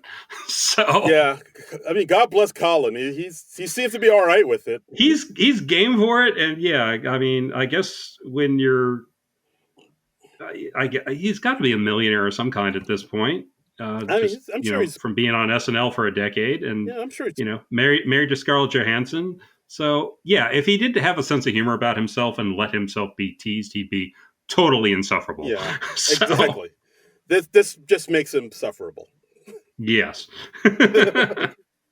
So great death segment. I thought this one was. I really enjoyed this. It was just so wonderfully stupid. Yes. Again, there's just a fun vibe throughout this whole episode. Yeah. But weekend update. Great improvement over last week for sure. Yeah. Good stuff. Next, I also like, before we move on from this segment, I also love the line about debutante ball where he's like, "Oh, you know that when teenage girls are presented to their father's widowed friends to marry." You've been there, right? You've seen. It's just like, boom, gotcha, debutante balls. Pow! Yeah, take that.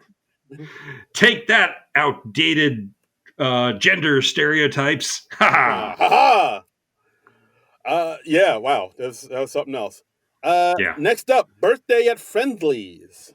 Birthday at Friendly's. So this is another one of those like sort of semi-sponsored sketches. I guess the L'Oreal mascara thing kind of was too. Kinda. Yeah, yeah. where we're using like the real brand names and it's like integrated things. Our friend Dennis Perkins has been talking about this over at Light Nighter. Yeah. And apparently it's like a new thing. So they have fewer commercials up front in the show. And we have kind of mentions of the products and things in sketches because they mention like they have 100 locations on the East Coast. And Yeah.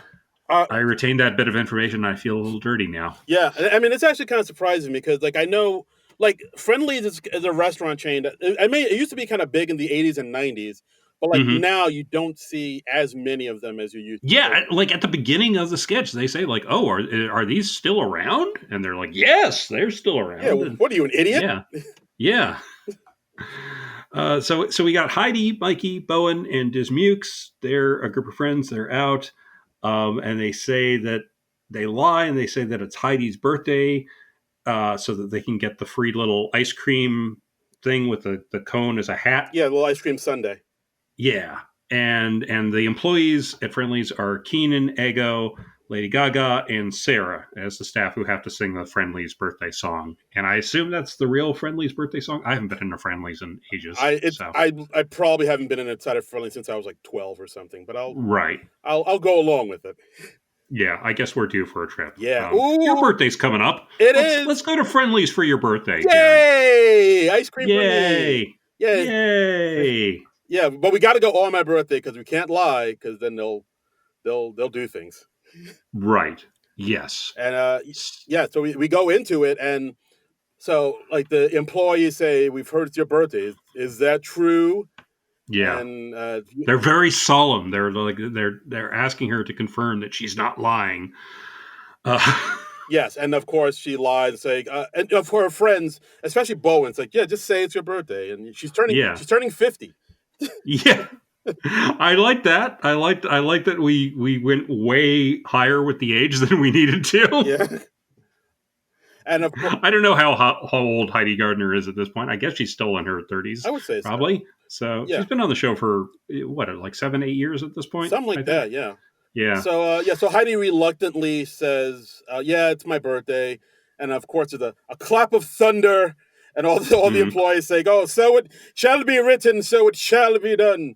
So we want to say happy birthday to the liar. And we have Longfellow and Jane Wickline coming out with a python, like a live python, an actual live snake. Yeah. We have the rest of the staff coming out in robes, like they're in a cult or something. Yeah, I mean, set design really went off on this one. They did. We have James Austin Johnson and Chloe coming out as like demons, with like makeup, and they're in robes, and they got pentagrams. Yeah, it's a whole thing. Yeah, and then of course they have to summon the beast Lamashtu. Sure. And then of course, because Heidi lied, she now has to drink the blood of Lamashtu. And she's like, "Guys, they're making me drink the blood of Lamashtu." And then Bone's like, "Just drink it. It's free. Don't relax." Yeah. And actually, when we were seeing Gaga next to Heidi at this point, I was like, Heidi and Gaga, they look kind of alike. They could play sisters in something. Maybe. They've got like kind of similar bone structure, I think. So yeah, I could see that. Yeah. And Sarah, as I said before, she drools blood out of her mouth. Yeah, exactly. And of course, and this demon voice saying, "We found out it's your birthday. We have over 100 locations. Of course, we know when it's your birthday or not." Yeah, we can check at the hospitals. and I loved how, just as this is ramping up, we have Ashley Padilla come in and say, like, "Oh, excuse me, where's the bathroom?" And then Sarah's like, "Oh, yeah, it's just down the hall down there." And she's still in the demonic voice. That was great. Down the hall down the hall to the left. I love that, because you're in a restaurant, there's always going to be an interruption. Yeah. So, and then of course that's when they summon. Basically, like the wall turns in the back, and then we see Marcello dressed up as like Kali Ma from Indiana Jones and Temple of Doom. Mola Ram, right? Yeah, from Indiana Jones and the Temple of Doom, which we have covered on this podcast because Gene Aykroyd's in it for a hot minute. We covered that I guess a year or two ago now, back when Dial of Destiny came out. Oh, yeah, that's right. Oh, shit. Yeah, so that was sometime in 2023 when that came out. So yeah, so then they make Heidi get into this this cage of false birthday which drops from the ceiling. Right. It was just like Indy did in Temple of Doom. Yeah, and they rip out her heart, but they don't really show it. I think they got cut away from it. No, we see like a glowing heart under her blouse, and then Marcelo has like a prop heart. It doesn't burst into flames like in Indy, because I guess there are limits to what we can do on live television. Oh, we can't have a heart burst into flames on live. Aw. Yeah. Boo. Honestly, I wish they'd let Emil play Mola Ram. Because I was like, he looks more like the guy in Temple of Doom. He has next to nothing to do in this episode. He's just standing there next to Devin. They're both standing there as extras, and they're chanting, and he's playing a drum. Yeah, like tribal drumming. Yeah. I was like, okay, look, I know Marcelo's popular right now, but throw Emil a fucking bone, SNL. Come on. I mean, he had that one sketch with Shane, which is good. But yeah, like last week. Yeah, but I really feel like Emil could do a lot more. Like I feel like I know he could do a lot more. Yeah, I agree with you. I think he's kind of being underused. Like I feel like he could like anchor a sketch. I think absolutely, and he should by this point in the season. We're in March already, and look, there was a news story this week where the Luigi Mangione, who's accused of shooting the insurance CEO guy, right? Allegedly, there was a story, allegedly, and a friend of his is saying that he made like 20 porn tapes. Oh. And I saw this and I'm like, this is like tailor-made for an SNL sketch. How is this not a sketch? And it didn't even get a mention in update. But like Emil looks enough like that guy that he could. Let him get up at bat at least. Yeah, let's get him and make him into some porn tapes. Yeah, that's what we're saying, right?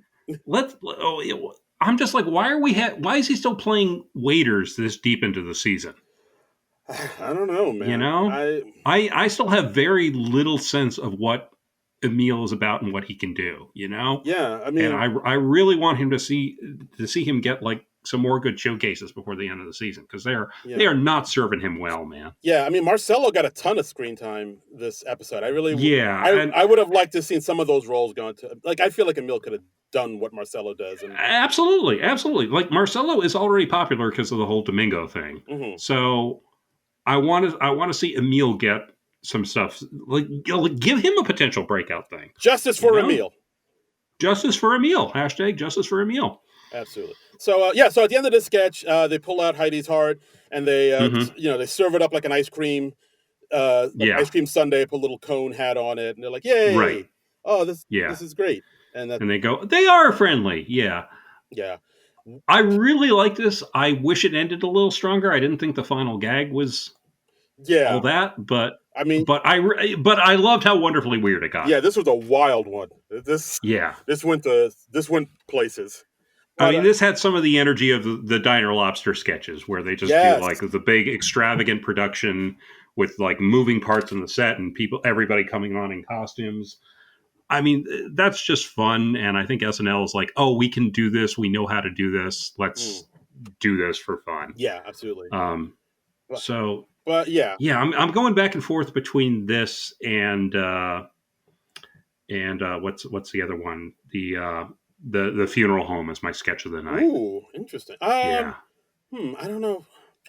Yeah, I mean, I guess I like all of these kind of equally. I don't know if I have a sketch of the night. They're all good, but okay. Yeah, but I see what you're saying. Like with the birthday, you love them all equally, just like on Severance. They're all my children. They're all my babies. Yeah, but you enjoy each little sketch equally. Yeah. But with the birthday sketch, I do feel like it maybe could have ended stronger, because it did end with them saying, "Friendlies, don't you dare lie to us. All praise Lamashtu." Yeah. Which I feel like they added that in the pre-tapes, because I don't remember seeing that live. So I feel like. Oh, really? I don't. Okay. Yeah, I feel like that's something they kind of tinkered with, but I don't know. I wonder if that was a time thing. Maybe, I don't know. Or a sinister paid advertisement thing. Ooh, conspiracy theories. Let's get into it. I don't know. Is big ice cream behind this? I don't know. I'm going to have to investigate this further, and to do that, I'm going to have to put on my little red glasses. Oh shit! Look at that transition. Yeah, thank you. My I'm very man. proud. We got Sarah, we got Gaga, we got Ego. They're all wearing little red glasses. We're playing Sheryl Crow's "Suck Up the Sun" in the background. Yeah. So basically, this is kind of them kind of stereotyping the type of woman that wears little red glasses. A very specific type of woman. That yes, owns a bookstore or teaches books or in several book clubs. The type of woman that has a Celestial Seasonings credit card. Mm-hmm. Are we 50 or 25? The answer is 57. Yes, they read The Kite Runner on the toilet every morning. They all went down on Leonard Cohen. That got a big laugh out of me. Yeah, I did not see that. And I like how Sarah's character is always organizing a trip. She's always just like, "Get in, we're going to this place. Come on, we're getting tapas. Come on." Yeah. All my dress-up clothes are a little bit Asian.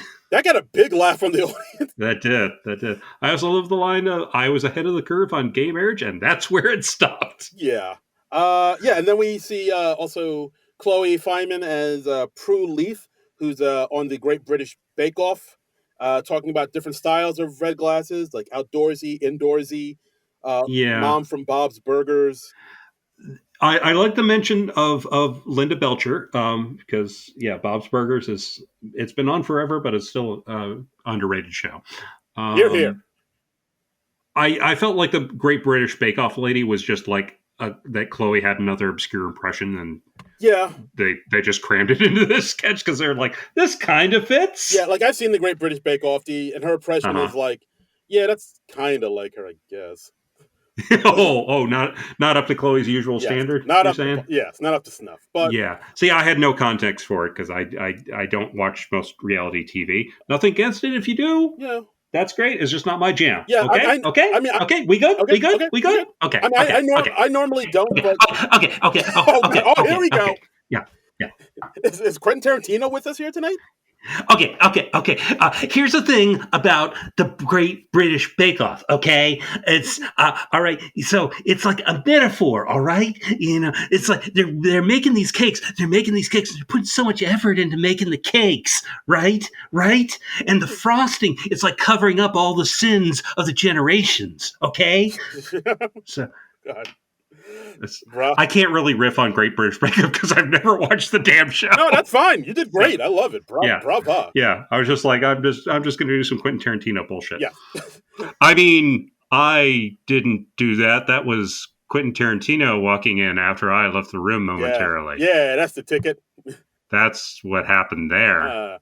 But yeah, I mean, Little Red Glasses, I thought this was a cute little sketch. It kind of reminded me of like they've kind of done like a variation of this before. Like they have, like the big dumb hats and the big thermos, the big water, big water cup.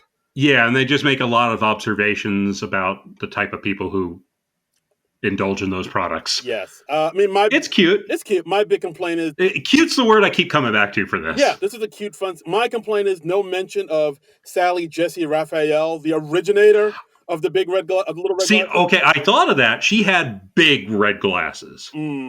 It's a different kind of thing than the little red glasses. I feel like Prue wore a big red glass. I don't know, but I see. She had those big ass 70s frames that took up like half your face. Oh yeah, those are those are groovy. But I thought about Sally Jesse Raphael too, which is more than most of us have done in the last 10 or 15 years, I would say. Never forget about Sally Jesse Raphael, people. Is she still around? Yeah, she's alive. Okay. She didn't pass. I honestly was not sure. I think she might be like retired, or semi-retired, but yeah, she's still. She's got to be getting up there. She's an older woman. Yeah. She's 90. But oh my goodness! Oh, I didn't know she was that far up there. I was guessing like somewhere in her 70s or something. And 90. And dude, I'm looking at her Wikipedia page. Picture, big red glasses.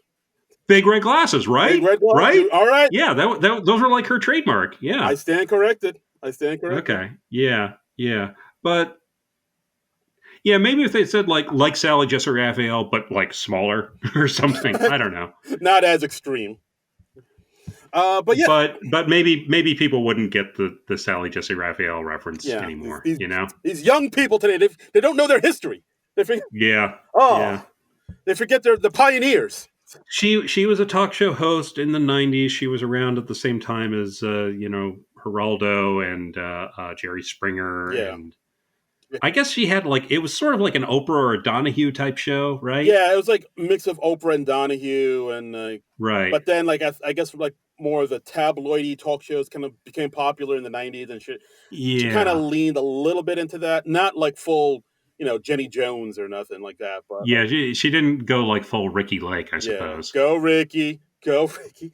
But yeah, it got a little close to that, but Right. still, she was pretty popular in her day for sure. She was. She was. I had no idea she was 90. My goodness. She's That means she was like 60ish back in her heyday. yeah, wow, I guess so. I would have guessed she was in her 50s somewhere. Nah, It was tough to judge her age, not you know. She was one of those people who looked the same for like 20 years, I think, you yes, know. she's like So, Morgan Freeman, right, right. Andy Dufresne. How old is Morgan Freeman? Oh No man can say. yeah, he's definitely in his 90s. I'll look it up, but like Yeah, by this point he's got to be, yeah, I would assume. And he had all those years in Shawshank. yeah. Then he escaped to Mexico with Tim Robbins. Oh shit, Morgan Freeman, 87. I'm 87. Well, God bless you, Morgan Freeman. younger than Sally Jessy Ruff. Wow. All right. Well, We're learning look at things. I this. like See? this. This Yeah. podcast makes you laugh and think. It's entertaining and educational. Yes. Knowledge is power. All right. House rocks. Next, we have No More Slay. Final sketch of the night. Yes. No more Yeah. sleigh. Pretty simple premise. It's a bunch of friends out for brunch. Yeah. The friends are talking about how the brunch slays and it is giving, and then it's a Yas Queen and it's a flex, and Yeah. these mimosas are hitting. And Bowen and Yeah, like early on, I was just like, oh, so they're just going to say slay over and over for 5 minutes. yeah, Okay. All right. I get this. I yeah. get where we're going here. And then Bowen and Gaga are there. They sing a song saying, "Hey, can we maybe not use the words slay?" And there are other words to use. You can say something if you think something is really great. You can be like, "Hey, that's really great. I like that," and then that's it. Yeah. Yeah, and that's basically the premise of it. Like, basically how Yeah. people tend to like overuse the most recent catchy, cool catchphrase and slang words to the point that it becomes meaningless and becomes lame. Yeah. So decent enough premise. I was really like, wait a minute. SNL is literally doing a sketch about driving a catchphrase into the ground. Ooh. Really? Okay. Okay. That's where we're going with this. Okay. Okay. Marcel lifting 500 pounds. Okay. All right. Oh, SNL, please get up on your high horse and talk about how some people can drive catchphrases into the ground through overuse. Oh. Is that something that SNL knows about? Yes, I think it is. So honestly, I wish they'd gotten a little meta with this. Oh, well, isn't that special? Yeah.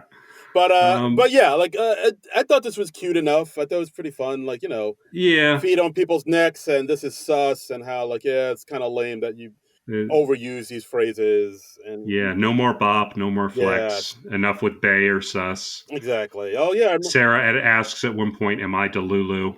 Yeah, and I think Ashley Padilla said at one point, yeah, like last week I said I was hit by a car, and the first thing I could think of saying was not me getting hit by a car.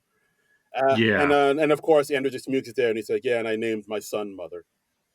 Yeah, and then at the end they kind of like sneak in the point that I guess a lot of these phrases or slang terms originated in the gay community, and they were just kind of co-opted by white heterosexual people. Yeah, very much so. Like a lot of the slang terms like that, like definitely slay was started in like the the Yeah. LGBTQ trans community in it. So are they the trailblazers for slang now? Is it no longer black people? What was decided at your recent meetings? I can't say, man. I can't tell you that. Not on You can't even hint. not on the Okay. podcast, dude. They'll take away my membership. They can't have that. Okay. But I will say Okay. this: like, have you ever seen this documentary, Paris is Burning?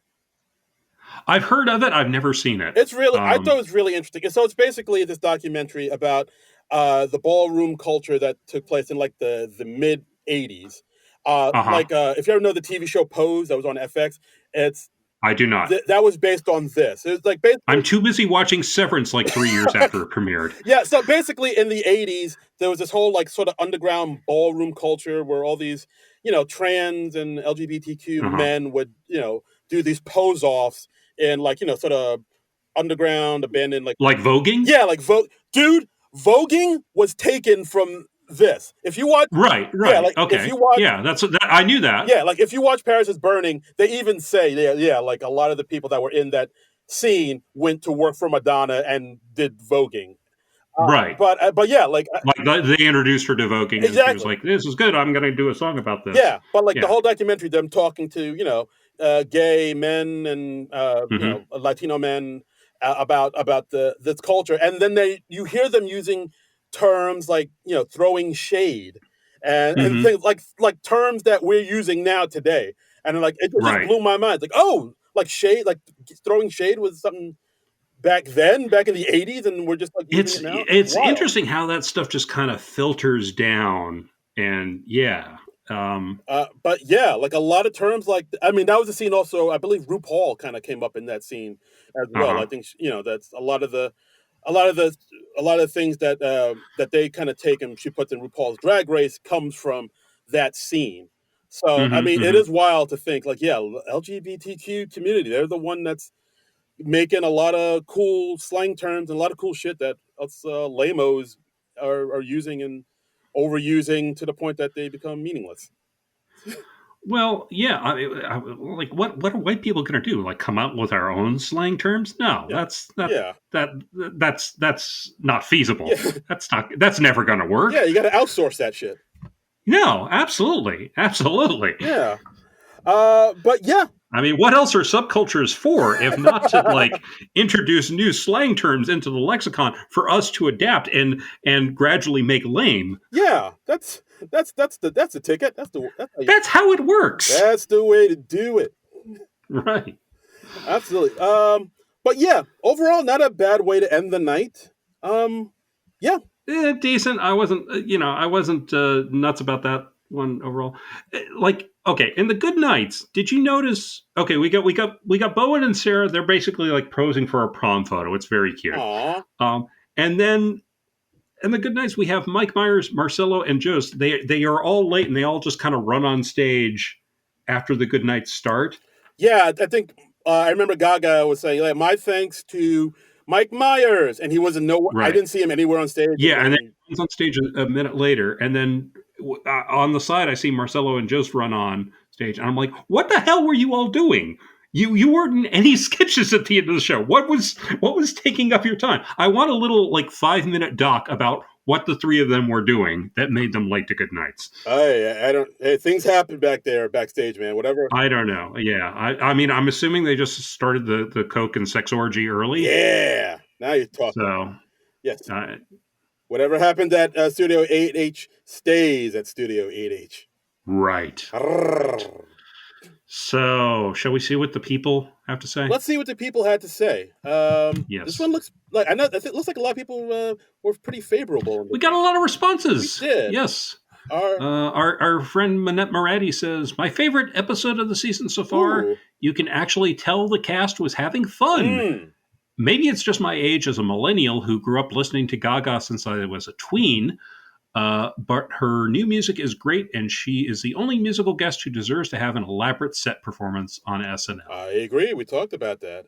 Yeah, you talking about growing up listening to Gaga when you were a tween? That I am disintegrating into dust as we speak. Yeah, like millennials now are kind of in their like I guess like mid 30s or something. They're not the young people anymore. Like, no, they're not. No, and it's no, not at all. It's quite disturbing, and Yes. I don't want to think about it at all. Yes. No, me neither. Stephen M. Yes. says, F with Pippin, find out was fun.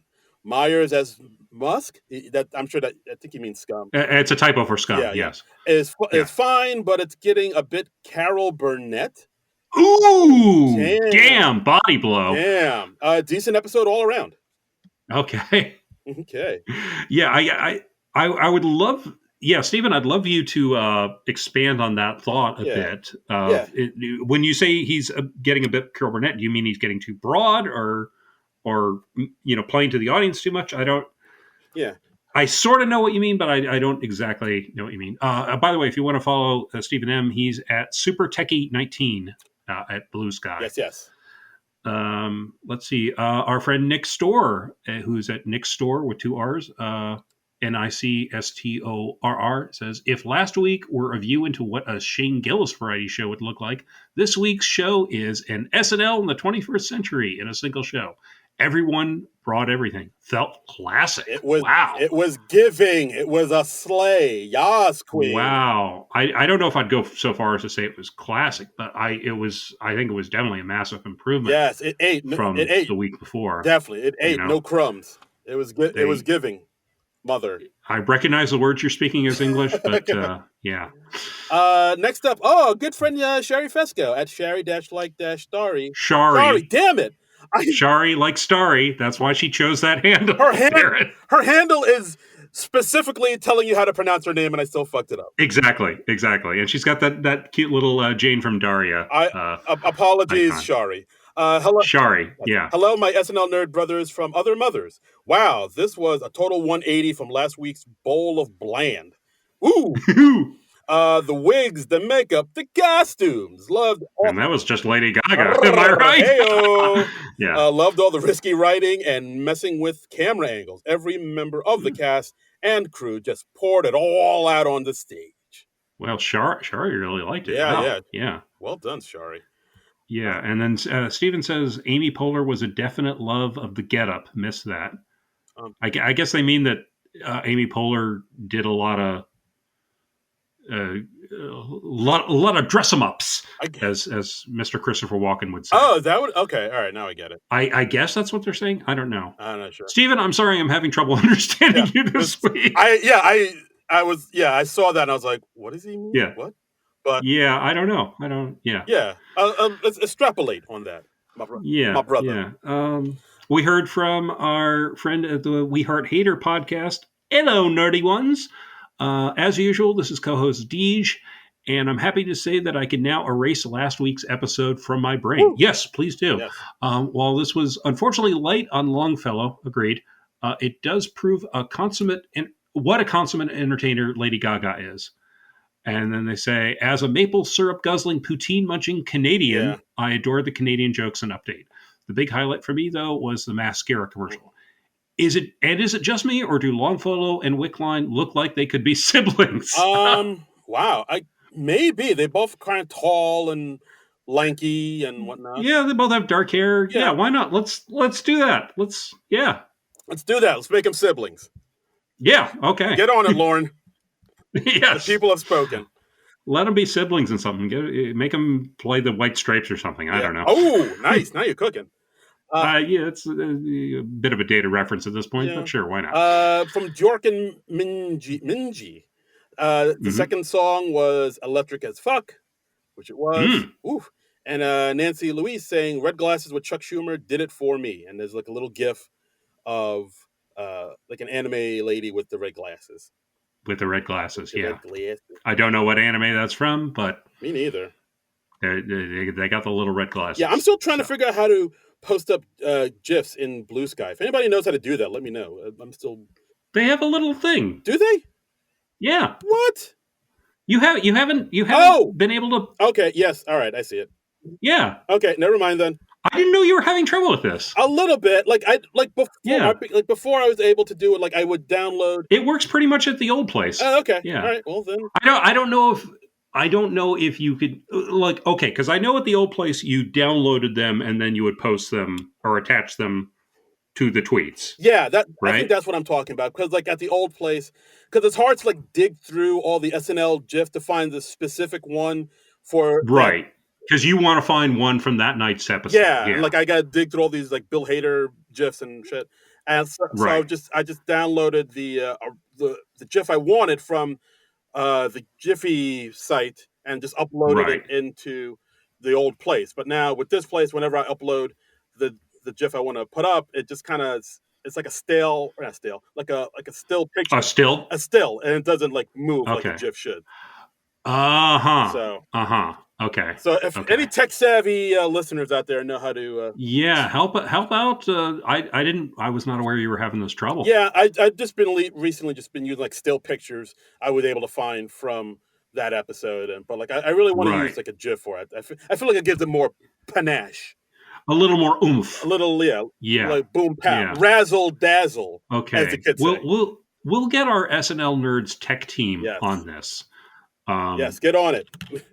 Yeah. I mean, first we're going to get an SNL nerds tech team, and then Yes, we're going to have them help you out with this. nice. I'll So, stand by. yes. Got it. Yes. But yeah, So, overall, pretty good episode. This Lady Gaga, pretty solid. much better overall. Mhm. Yeah, yeah. And this was like episode 15 of the season, so we probably only have like 5 or 6 more episodes this season because we're averaging 20 lately. So Yeah. So, but yeah, and that's the episode for this. I next week they're doing a repeat. I don't know when they're going to come back. a repeat. A repeat. Yes. Yeah. So yeah, they have not announced when there will be a new episode of SNL. which is a bummer to me because next Saturday is my birthday, and I wanted to have a new episode for my birthday. But the nice thing, though, Darren, is that because it's your birthday, Mm. you get to pick a movie starring an SNL alum that we can cover on this podcast, and we can still have like content for the podcast. You know what? Let's do that. Let's Okay. let's not only have a movie we talk about that has an SNL connection. Let's do a Right, movie. right. Let's do a movie, Mhm. sir, Okay, yes, I'm with you so far. that pays tribute to one of our great acting greats who we sadly lost recently, Yeah. the late great Gene Hackman. So Yes. I say, But is there a movie, Darren mm. Patterson, that stars both an SNL alum and the late great Gene Hackman? I believe Is there such a beast in existence? there is such a thing. There is such a beast, good sir. Right. Loose Cannons with Dan Aykroyd Whoa, from 1980. What? no. No? Let's not. Oh, wait. Oh, I'm checking my notes now. It turns out that movie is not, what's the word? Good. Yeah. No, there's a better movie. Let's not Oh, okay. let's not besmirch the good name of Gene Hackman with Loose Cannons. Okay, sure. Let's do something a little bit good, let's say. Okay. I am for good because if I watch too many bad things in a row, I get very depressed. Yeah, no, we can't have that. Let's No. No, I'm on edge on the best of days. So, with the state of the world today, we can't. We don't want to go full over the edge. So let's do a movie everybody enjoys, a movie everybody loves and thinks is great. Let's do. I decree, sir, on my birthday, we do the Royal Tenenbaums. Bum, bum, bum, bum, bum, bum. Yes. That was me like doing a royal bugle. I got it. Well done. Yes, Gene Hackman, Angelica Houston, Ben Stiller, Gwyneth Paltrow, Luke Wilson, Owen Wilson, Bill Murray, Danny Glover. Just a murderer's row of people. The Royal Tenenbaums. Yeah, I haven't seen the Royal Tenenbaums in years and years and years. Actually, I've really just kind of been out of the loop on Wes Anderson in general because I think I got my fill of Wes Anderson for a while, so I kind of stayed away from him for a while. So I haven't revisited his stuff lately. So it'll be interesting to rewatch this. But yeah, I'm the same way. Like I think like a lot of people, I was really into Wes Anderson when he first came out. Like Rushmore. Love the Rushmore. Yeah. We gotta do Rushmore someday. Well, let's do it. I'm happy to do that. And then of course, Royal Tenenbaums really kind of put him on the map. And then Life Aquatic was Steve Zissou. And then I think I started to notice, he has like a playbook that he kind of goes by, and he kind of does the same thing with like these extravagant set dressings and The Midnight Coterie of Sinister Intruders. Yeah, Yeah. like it almost got to the point where he was like sort of being kind of a parody of what he actually does, and like that's kind Well, of he has a very mannered style, yeah. and he can get very twee at times, and yeah. So yeah, So like that was why I like took a step back from him for a while. But my late friend Frankie was super into Wes Anderson. So but yeah, it'll be interesting to revisit this, and I'm pretty sure that Frankie's the one who first showed me Royal Tenenbaums. yeah, So. yeah. But I think after I don't know. I haven't seen his most recent movies. Like I know there was Asteroid City. I think I Mm-hmm. probably bounced around Fantastic Mr. Fox, which I did like. But it was like around that time I was like, oh, he's kind of doing the same thing over and over again. Yeah. Moonrise Kingdom, I thought was so, and that's definitely. I think that was, Yeah, you're more up to date on him than me. I was like I was really into Bottle Rocket. I love Bottle Rocket. right. Haven't seen it in ages. Loved Rushmore. Haven't seen Rushmore in ages, and I haven't seen Royal Tenenbaums in ages. So this may I'm dipping my toe back into the Wes Anderson waters, Yeah. and I know this is like one of the latter great Gene Hackman performances. Honestly, seeing great Gene Hackman performance seems redundant, but Yeah, I mean, we'll probably talk about that too, about yeah, his oeuvre and his the yeah, stamp he left on the the film community and the great movies he was in as well. yeah. But yeah, This is going to be fun. I'm looking forward to this. this is gonna be a bop, a sleigh, if you will. The Royal Tenenbaums. Yeah, don't Should do I that. not? Don't do. You're in your 40s, man. Yas Queen, I'm gagging. Not me using, not me trying to sound cool and hip and young.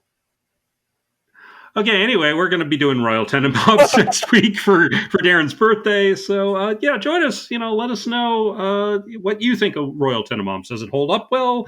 Was it great for its time and it's not so great now? Have you always hated it? Let us know. No cap. Yeah. Okay. And that's the episode, guys. Thanks again for listening. That's the episode. Thanks again for listening. As always, you could follow us on Blue Sky at SNL Nerds. You can follow us, Right. Check out our Facebook page.